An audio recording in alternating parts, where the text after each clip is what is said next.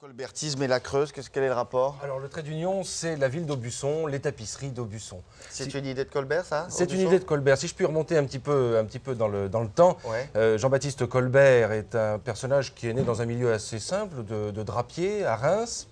Et puis, il est devenu commis aux Écritures dans un ministère et il est repéré par le cardinal Mazarin.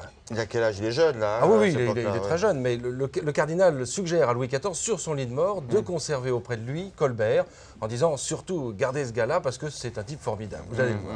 Petit jeune qui va devenir quelqu'un de bien. Là, le croquis que nous venons de voir, déjà, il avait, hein, oui. Oh, il a une quarantaine d'années. Quelques années de pouvoir plus tard, regardez ce que ça donne. Vous voyez, c'est autre chose quand même. Oui, mais quand Louis XIV arrive au pouvoir, il a, lui, une quarantaine d'années, alors que Louis XIV n'en a qu'une vingtaine. Donc, C'est vrai. il est C'est vrai, déjà âgé. Donc, il impose, quand il arrive, il a petit à petit grimpé tous les échelons. Le voilà contrôleur général des finances, qui est l'équivalent d'un ministre des Finances, si vous voulez, aujourd'hui. Oui.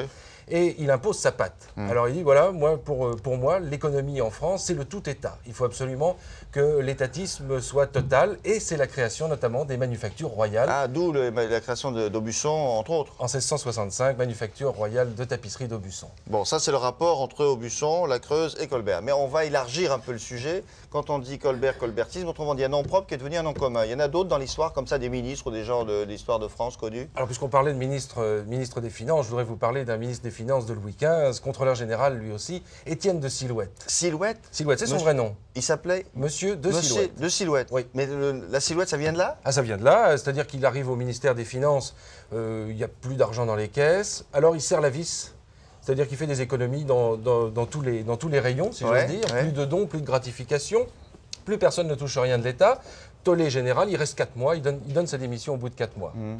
Et, eh bien, ces 4 mois ont servi à ses détracteurs pour imaginer ce dessin que l'on vient